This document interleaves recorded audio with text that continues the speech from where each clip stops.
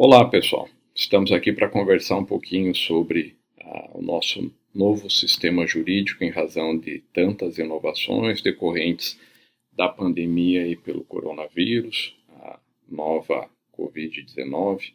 E a ideia era fazer uma live no Instagram, mas o sistema está sobrecarregado. Então vamos fazer a gravação, depois eu posto lá para quem quiser acompanhar algumas situações relacionadas a novidades jurídicas decorrentes dessa nova situação, tá ok? Então vamos lá. A ideia é a gente começar pontuando, né, cuidados na legislação, o que a gente tem, né, para se basear para essa nova realidade.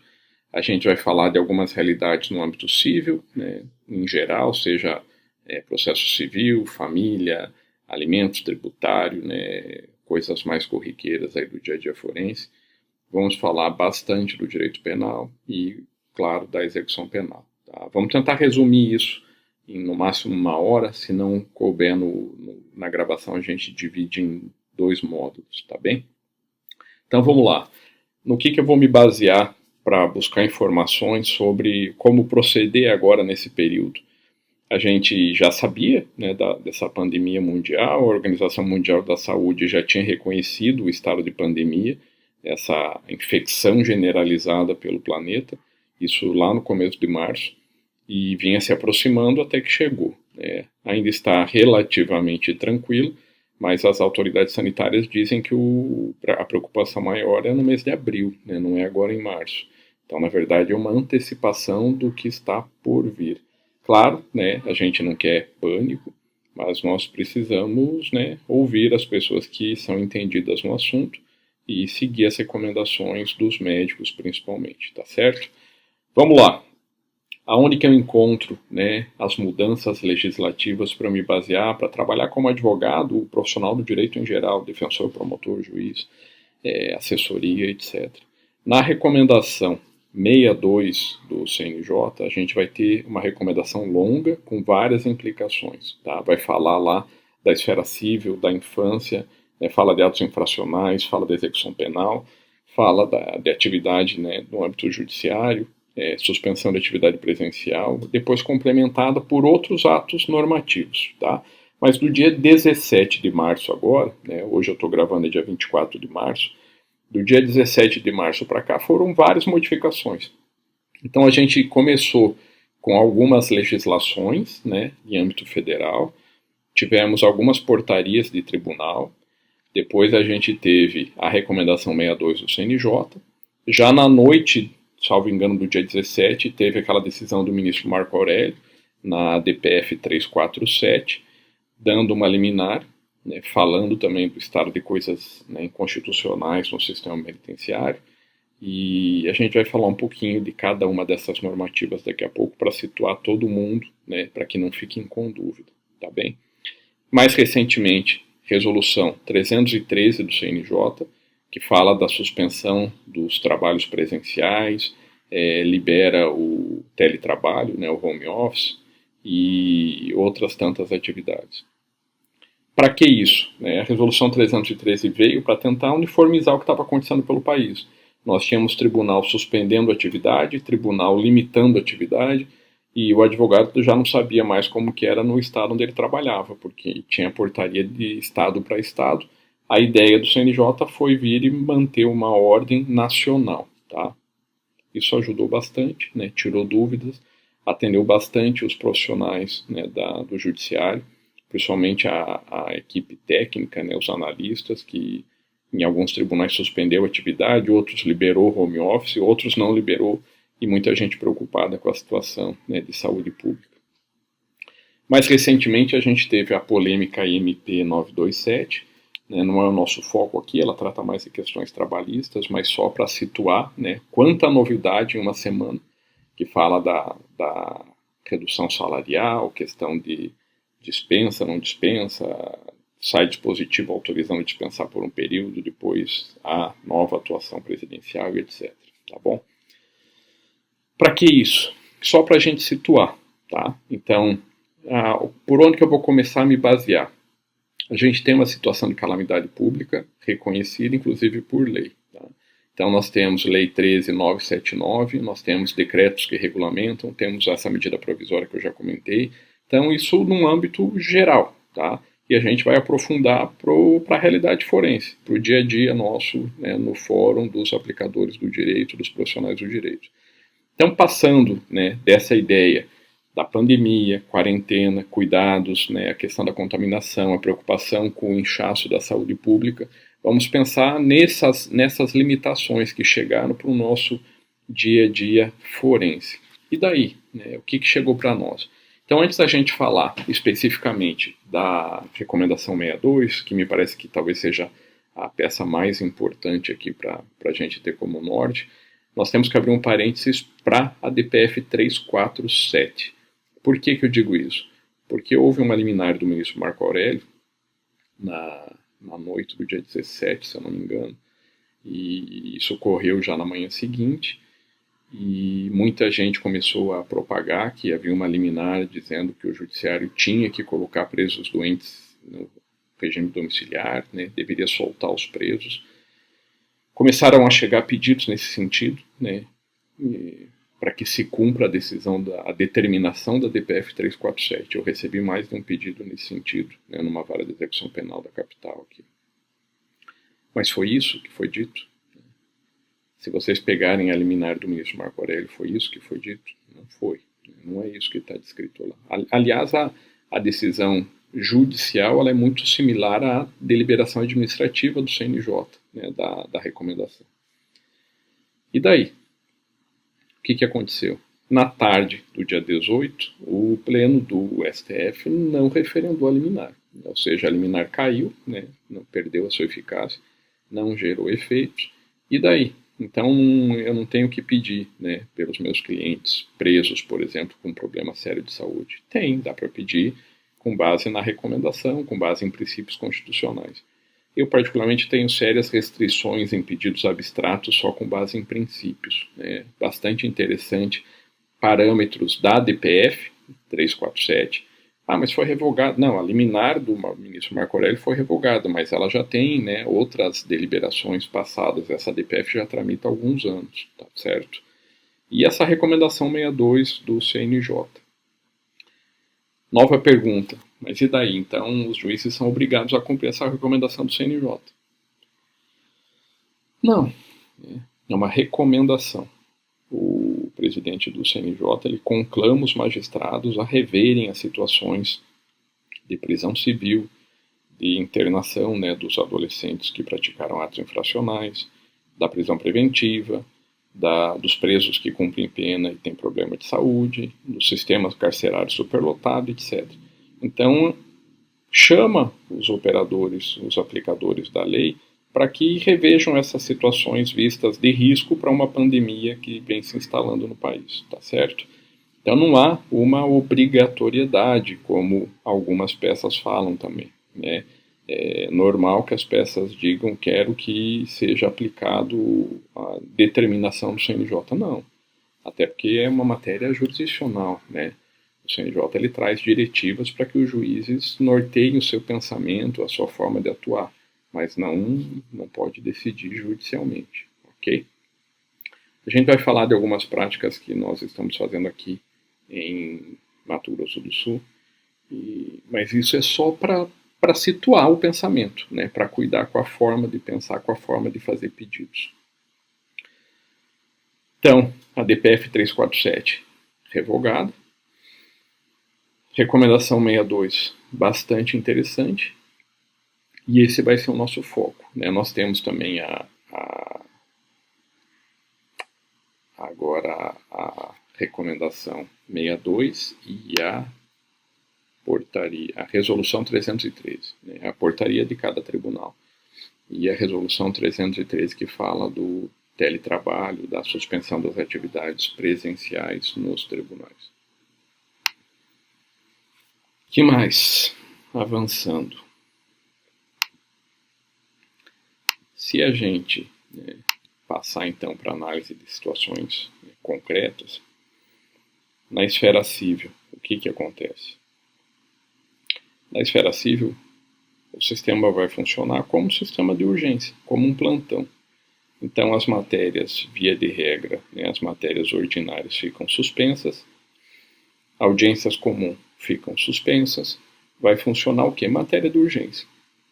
Tutelas de urgência, né, medidas liminares, alimentos, soltura de prisão civil, determinação de prisão civil, situações realmente urgentes, tá certo? Algumas perguntas que apareceram no dia a dia, e aí alvará para liberação de dinheiro, liberação de honorários, etc. Como é que fica? Alvará está em boa parte das portarias, na recomendação, tem previsão, é verba alimentar, né? Vai tramitar normalmente. As audiências, se for matéria urgente, né, pode ser feita por videoconferência, para evitar aglomeração, contato de várias pessoas, ok? Caso contrário, né, as audiências são suspensas, passado esse período aí mais complicado, né, vão ser reagendadas as audiências, tá ok? Então, na esfera civil, a situação é mais tranquila, é só raciocinar similar ao regime de plantão, de recesso forense e assim por diante, tá bem? Prazos suspensos. Como regra, a ideia é que fique suspenso até o final de abril, até 30 de abril. Alguns advogados, né, ficaram com dúvida, mas no meu estado tem ato, né, do tribunal suspendendo até o final de março, até tal dia. Não, né, o CNJ tentou uniformizar, é um ato posterior, tratou da mesma matéria, me parece que a ideia é que fique suspenso até 30 de abril ou outra deliberação que venha no futuro, tá bom?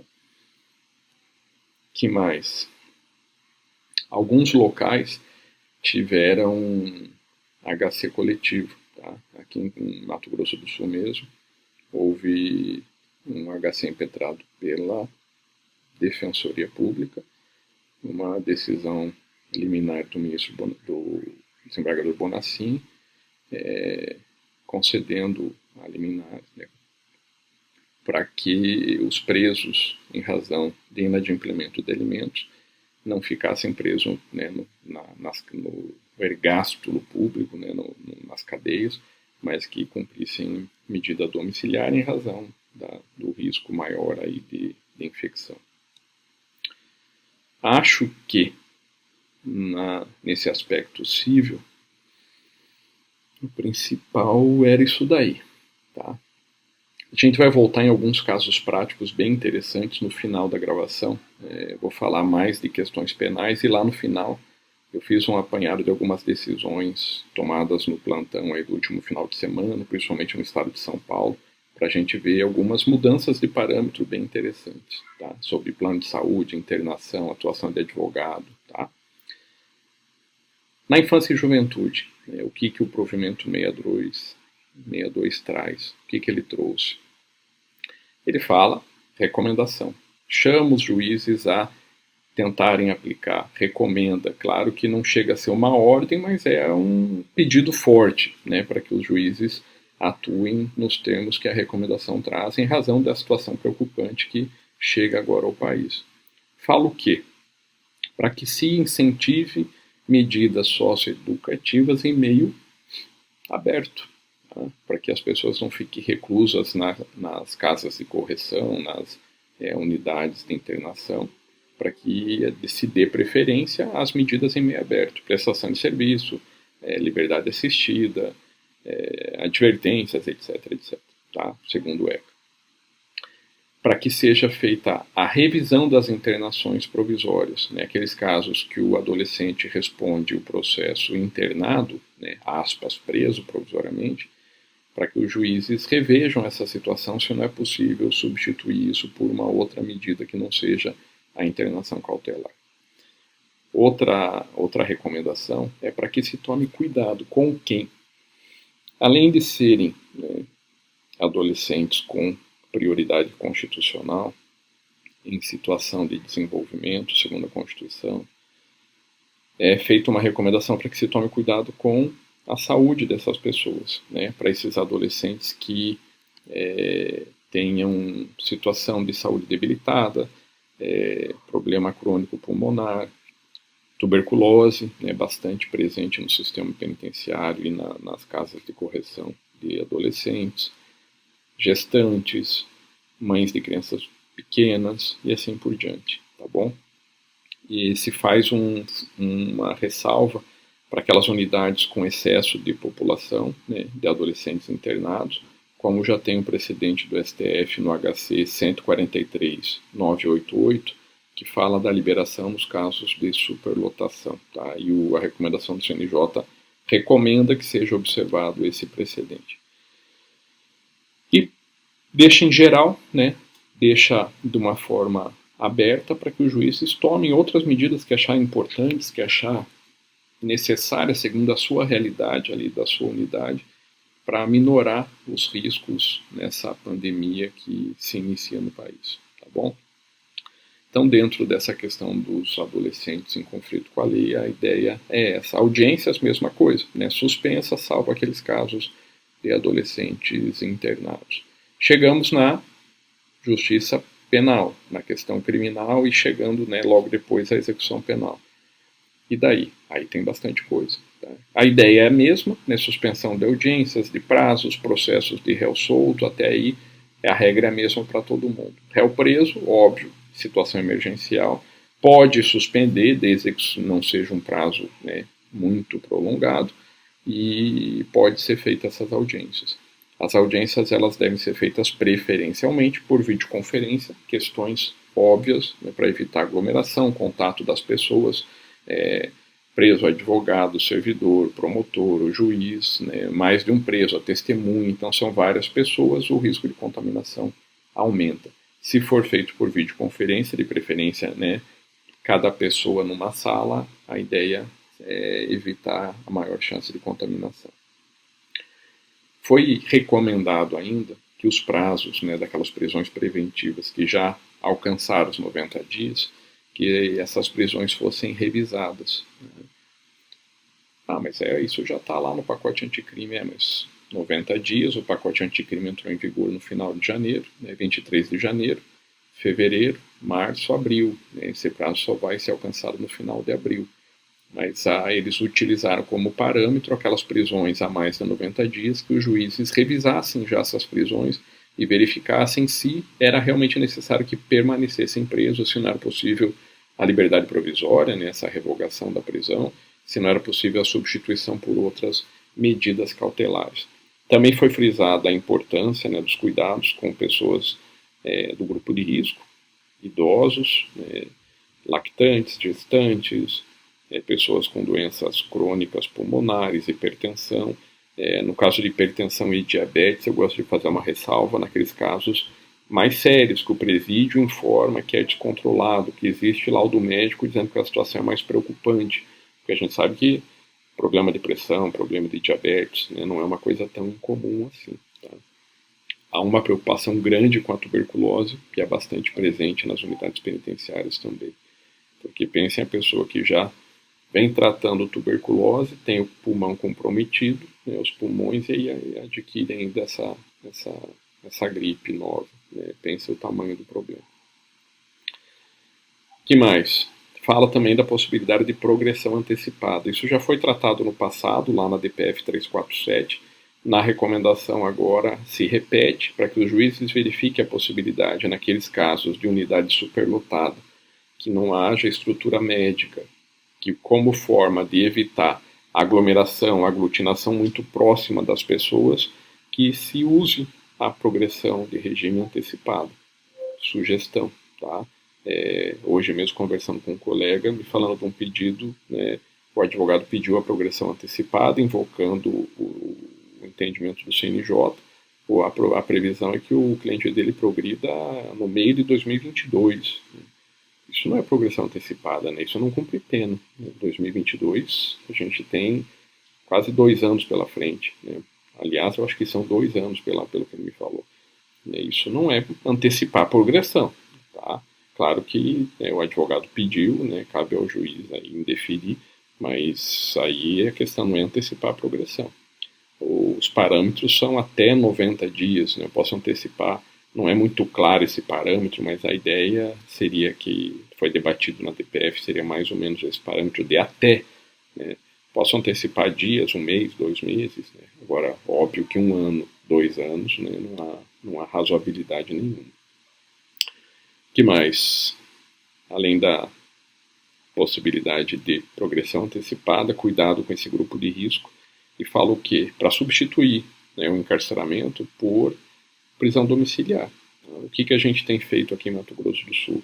Nesses casos de risco, desde que não seja crime de extrema violência, e a pessoa tem uma doença séria, é idoso, etc., é possibilitado cumprir prisão domiciliar com monitoramento eletrônico. Até porque se não tirar o cara com uma pena do regime fechado e dizer para ele fique em casa, seja bonzinho e acreditar que isso vai acontecer, né? Ele já não cumpriu a lei, tanto é que está preso, condenado. Me parece que é um pouco utópico acreditar que vai funcionar. Então, no mínimo, algum tipo de controle, no caso a monitoração me parece que é o melhor, é necessário, tá ok? Porque eu não posso pensar só no preso, tem que ter o outro olho voltado para a sociedade, né? Eu não posso ter uma visão limitada num ponto só da relação processual. O que mais? Falamos da videoconferência, né? Estimulando a videoconferência.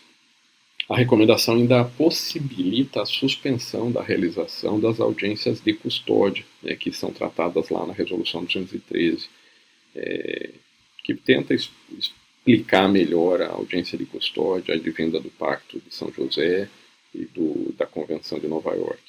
A ideia é, nesse período, né, de problema sanitário no país, que tem que se evitar aglomeração, que a gente não quer que a doença se espalhe rápido, nesses casos foi autorizado, então, nesse período, né, de dificuldade, que não se faça audiência de custódia, ou, se for o caso, fazer por videoconferência. Tá? Isso está expresso na recomendação 62 do CNJ. Tá ok? E também deixa aberto, como fala, né, a gente já comentou na situação da infância e juventude, outras medidas que o judiciário entender pertinente para minorar os riscos da pandemia naquela situação concreta, na tua situação jurisdicional, tá certo? A gente está trazendo um aspecto mais teórico para que vocês possam adequar para a realidade de cada um, né? A gente tem colegas aí do direito que estudam o direito, que aplicam, né, que pedem questões jurídicas de vários estados, então a ideia é trazer uma bagagem teórica para que vocês tenham mais segurança, né, mais ferramenta para trabalhar, e depois a gente vai trazer alguns elementos mais práticos. Feito? Que mais? Fala que os juízes, né, da área criminal, daí agora chegando muito mais para a execução penal, devem ter um plano de contingência, um plano de crise, deve cobrar que o executivo faça isso. Né? Na verdade, esse plano me parece que não seria do judiciário, esse plano é do executivo. Quem aplica a pena, quem fiscaliza o cumprimento da pena é o judiciário, mas quem aplica é o executivo. Né? Isso é função típica do poder executivo. O poder de polícia é típica do executivo e a aplicação da pena é típica do executivo, da função executiva do Estado. Mas se cobra que o judiciário fiscalize se o executivo tem um planejamento. Né? Se o coronavírus se expandir dentro do presídio, o que vai acontecer? Aqueles presos que apresentarem sintomas, situações graves que apareçam, já tem um planejamento? Né? É isso que a recomendação pede.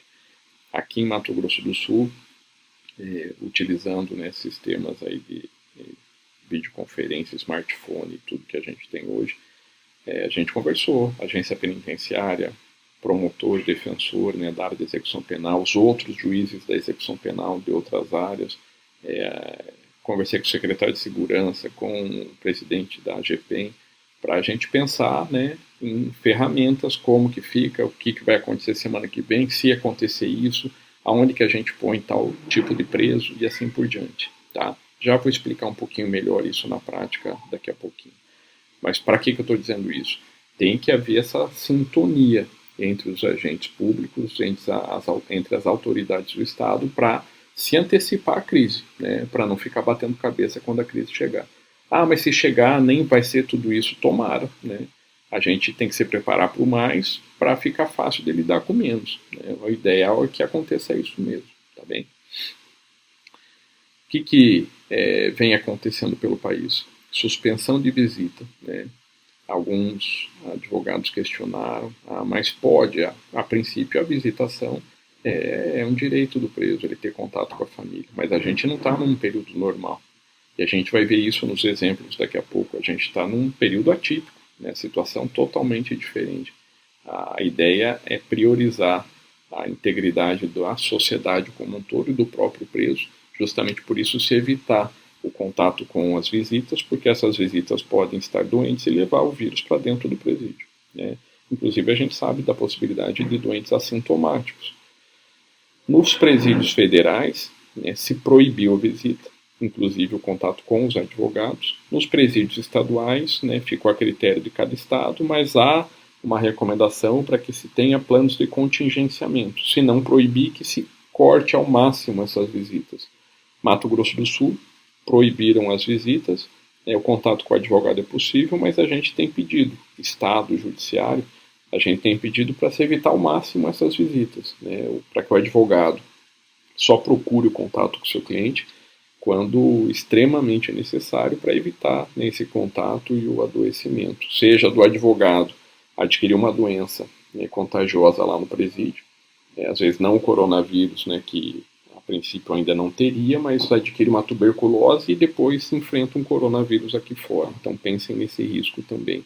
E não levar o coronavírus para presos que às vezes já têm problemas de saúde. Tá ok? Num ambiente que não é tão arejado, que tem muita gente lá dentro concentrada. Algumas pessoas questionam, a gente tem um posicionamento bem diferente, né, do CNJ e do ministro da Justiça, porque o CNJ falou de liberar presos na situação de risco, presos doentes, idosos, etc. O ministro da Justiça regulamentou a separação dos grupos de risco dentro dos presídios federais, que aí, o ideal não é soltar, não é colocar em prisão domiciliar. Então são situações, né, completamente opostas. O que você acha, professor? Eu tive aluno que me perguntou isso esses dias. Quem será que está certo? Primeiro, né, a gente só pode conversar aqui academicamente, né, não posso fazer crítica ao CNJ, muito menos criticar a postura do nosso, né, ministro da Justiça. Mas acho que os dois estão certos. Por que eu digo isso? Na esfera estadual, nós temos presídios com menor estrutura, nós temos superlotação, nós temos muitos doentes e penas menores.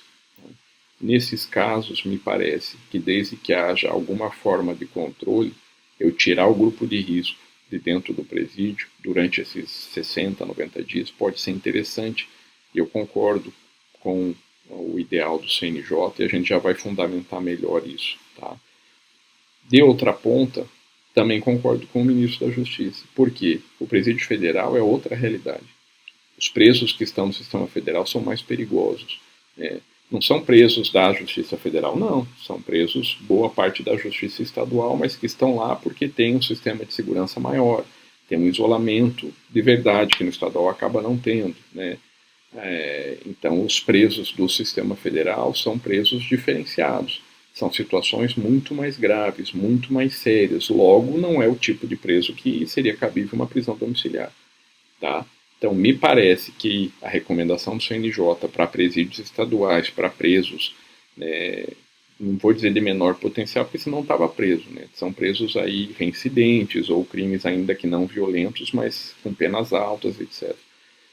Se os juízes conseguirem minorar, diminuir a lotação, separar os presos doentes, não deixar naquele ambiente insalubre, melhor. No ambiente federal, me parece que a realidade é outra e realmente não dá. Tá? Então, não é a questão de quem está certo, CNJ ou o ministro Moro. São situações diferentes, são visões para casos completamente diferentes. É isso que nós temos que ter em mente. Ok? E como que a gente está agindo aqui, né, nessa área de execução penal? Estamos aplicando a recomendação 62. O que nós fizemos aqui? Os juízes do regime fechado, né, eu pela primeira vara de execução penal, o juiz da execução penal do interior e o juiz da execução penal de Dourados, que é a segunda maior cidade aqui do estado, nós nos conversamos, né, a gente fala por smartphone, combinamos posicionamentos, combinamos o que vai ser feito, e a ideia foi pegar aqueles presos, né, que que, segundo o controle da agência penitenciária, tem doenças sérias, né?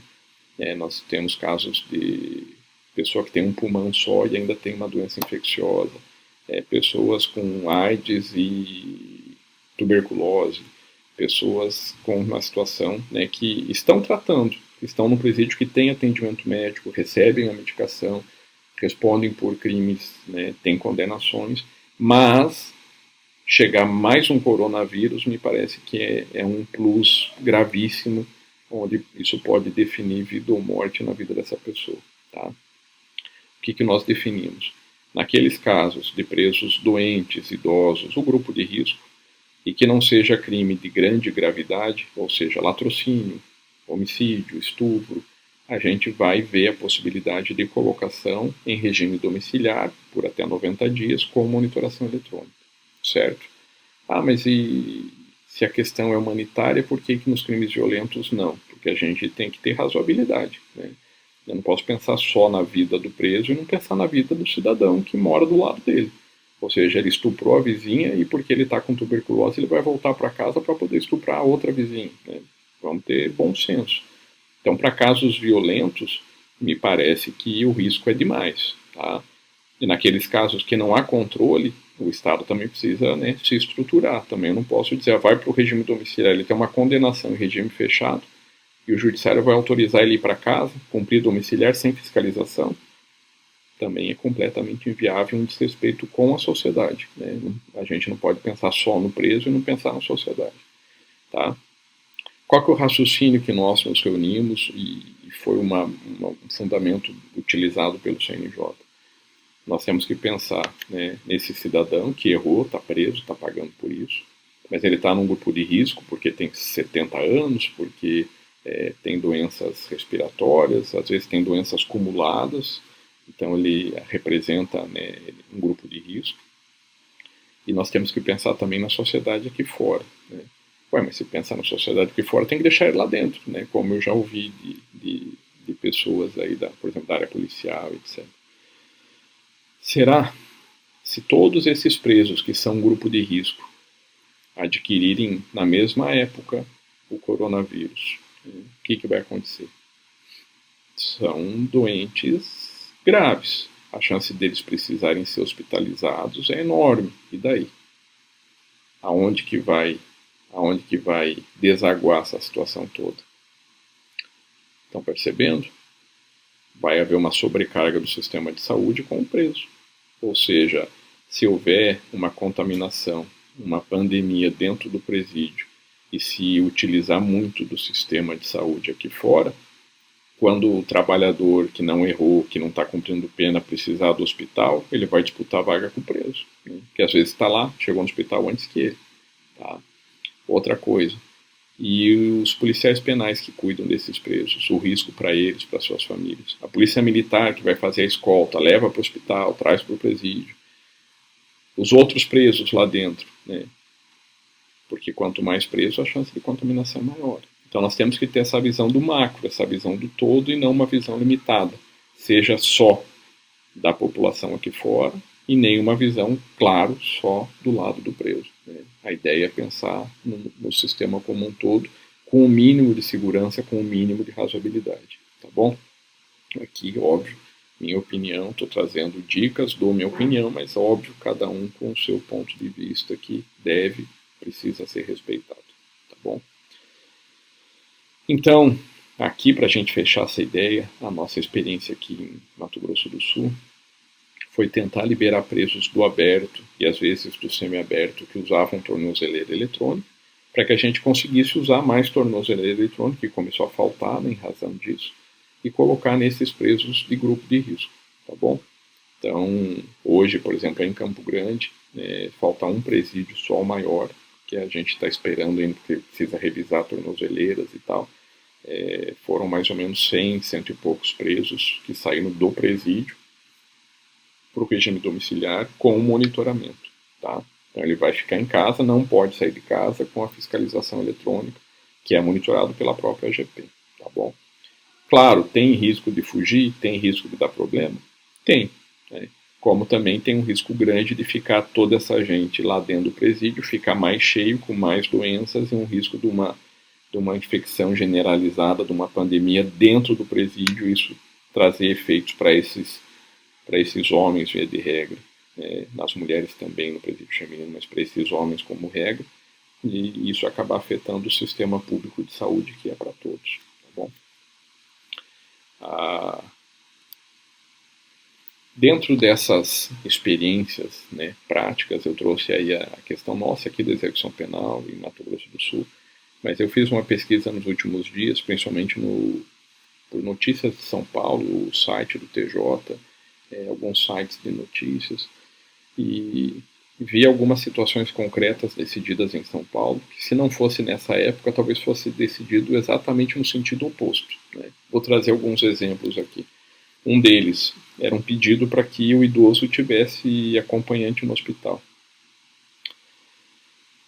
Se esse pedido fosse feito em outra época, no final do ano, por exemplo, como será que seria decidido?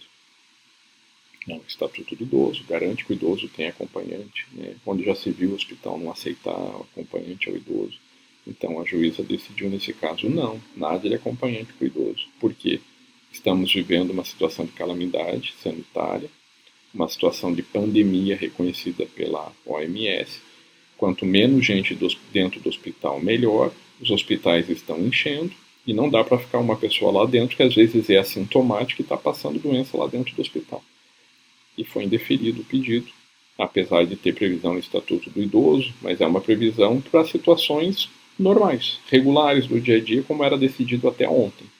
Mas será que hoje, nessa situação de pandemia, eu posso ter essa visão? Ou eu tenho que ter uma visão específica para a realidade bastante peculiar, perigosa, imediatista, que exige atuações, né, mais eficazes para a atuação, para tentar conter essa pandemia. Tá? Outro exemplo, direito de visita do pai. A mãe pediu que fosse vetado o direito de visita do pai. Tá, mas que absurdo. Não é porque o pai representa risco, praticou algum excesso, algum abuso contra a criança. Não, medo do coronavírus. Não, isso é onde já se viu, mas o direito de visita é maior. Qual que foi a decisão? Vamos mudar o direito de visita. Por quê? Se precisar aglomeração, viagem, transporte, risco de doenças, vamos supor que a criança tenha uma doença pulmonar, aumenta o risco. O que foi decidido? Durante esse período peculiar, a visita presencial fica suspensa, mas a mãe fica obrigada a disponibilizar os meios virtuais, digitais, para a visitação moderna do pai. Então, durante esse período, o pai e a criança podem conversar por Instagram, WhatsApp, outros meios aí digitais, né? Até mesmo telefone. Né? Hoje o telefone já está meio em desuso, né, como aparelho de telefone.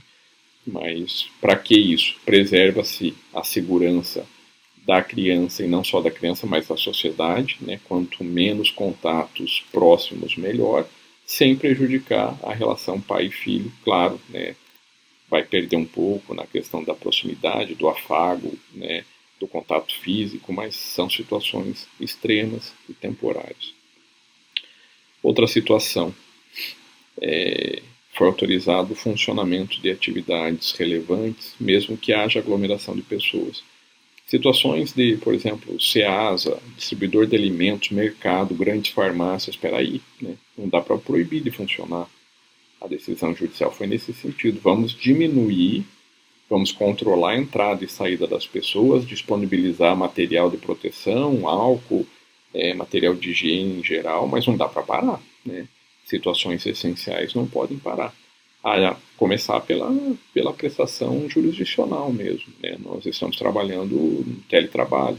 A imensa maioria dos profissionais do Judiciário, do Ministério Público, da Defensoria, mesmo os advogados, estão trabalhando de casa, né? Utilizando os equipamentos aí digitais. A gente está no século XXI. Né?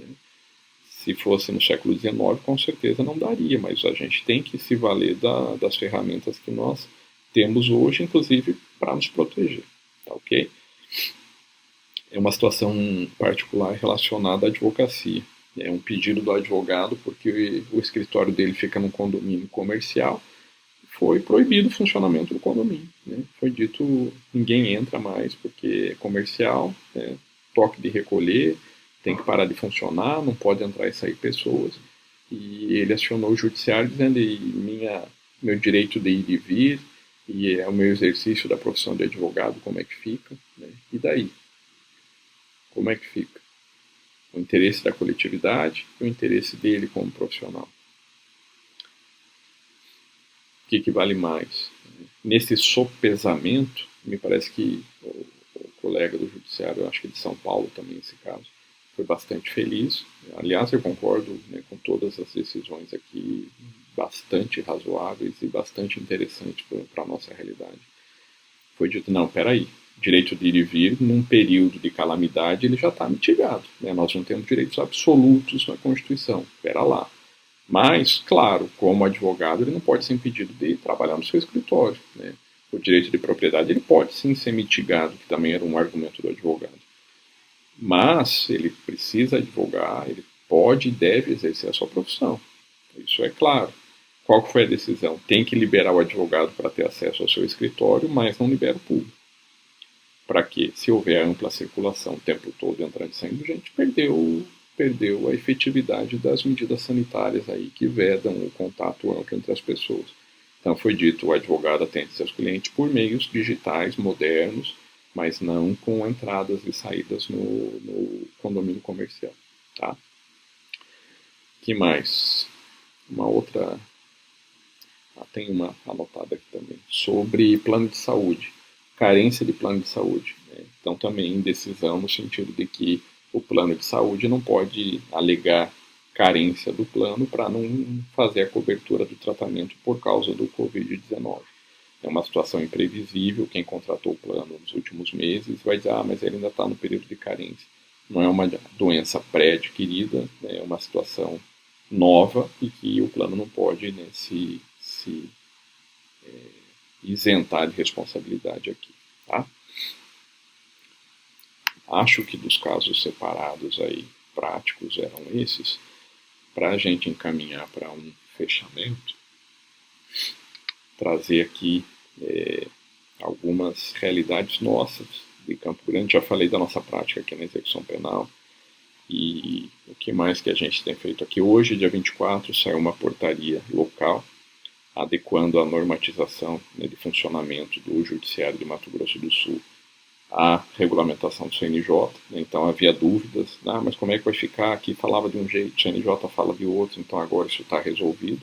Portaria 1726, né, publicada dia 24 de março. E aqui nós temos processos digitais, né, quase 100%, então fica fácil trabalhar home office. Inclusive a audiência é possível fazer, né, por aplicativo, fazer home office. O advogado, né, consegue fazer sem precisar ir no fórum, nesses casos aí de extrema necessidade que a gente vem vivendo. O juiz consegue fazer de casa, tendo um funcionário, né, para fazer o link e encaminhar, né, o login habilitando as pessoas para essa videoconferência. É possível. Tá? As audiências, em grande parte, estão sendo suspensas. As pessoas já me perguntaram, professor, mas como é que fica? Eu não sei, eu vou para a audiência, não vou. Se informe no fórum onde é a sua audiência. Né? Nós temos o plantão, temos servidores, né, nos fóruns, pelo menos um servidor, temos lá um contato, isso pelo Brasil afora. Se não conseguir falar com o servidor, mas vai ter lá um WhatsApp, um telefone, um e-mail, para perguntar como é que está sendo, mas se não for extrema urgência, réu preso, 95% de chance que não vai ter, né? Esse ato vai ser suspenso e redesignado mais adiante. Ok? Nos atos de réu preso, por exemplo, a preferência é por videoconferência. Se informe-se no seu estado, na Justiça Federal, onde você estiver, eles conseguem fazer por videoconferência, né, ou se você vai precisar ir lá presencialmente na audiência. Tá? Claro que uma audiência ou outra, situações sem aglomeração de pessoas são menos sérias, né, diferente do nosso cotidiano no fórum. O tempo todo um monte de servidores, um monte de advogado, um monte de parte, um monte de testemunho, o fórum é cheio. Aquilo ali, né, é um ambiente prazeroso para um vírus como o Covid-19. Para a gente encerrar aqui, nós tivemos algumas iniciativas bem legais nos últimos dias. O nosso hospital de referência, que é o hospital público de referência para doentes com coronavírus, a direção tem uma preocupação enorme com falta de equipamentos de segurança dos profissionais de saúde. Então, o que aconteceu? Com o dinheiro de pena alternativo, a segunda vara de execução penal adquiriu material para que os presos produzam álcool em gel para fornecer para a saúde pública. Nos últimos 2 dias, o Judiciário e o Ministério Público se uniram às associações, junto com a atuação da Procuradoria de Estado, Vigilância Sanitária, Agência Penitenciária, para quê? Para que a gente arrecade dinheiro, depósito em conta das associações, e já estão sendo comprados materiais, conversado com os hospitais de referência, para que se produza máscara, avental, e material que podem vir a faltar, já estão faltando, tem muita coisa que já é difícil de comprar, em razão da grande procura, para que se produza esse material com mão de obra do preso, que vai ser valorizado, vai se sentir útil, vai ganhar remissão, vai ser um material barato, a gente está dando uma ajuda financeira e intelectual para que esse sistema, esse trabalho conjunto funcione e para que esse material chegue aos nossos profissionais de saúde, nessa verdadeira guerra aí que se inicia, aos nossos médicos, enfermeiros, pessoal da limpeza do hospital, pessoal que realmente vai enfrentar um período difícil e que nós precisamos dar todo o apoio espiritual, moral e, se possível, até material, e para que tudo corra bem. Espero que daqui a pouco a gente tenha outras lives ou outras conversas sobre o nosso direito, sobre pensar o direito, quem sabe menos preocupado, quem sabe mais leves. Tomara que a gente se prepare para algo grave, que isso não seja tão grave. É melhor pecar pelo excesso do que depois se lamentar porque não fez o que podia ser feito. Tá ok? Espero que tenha ajudado. Até a próxima.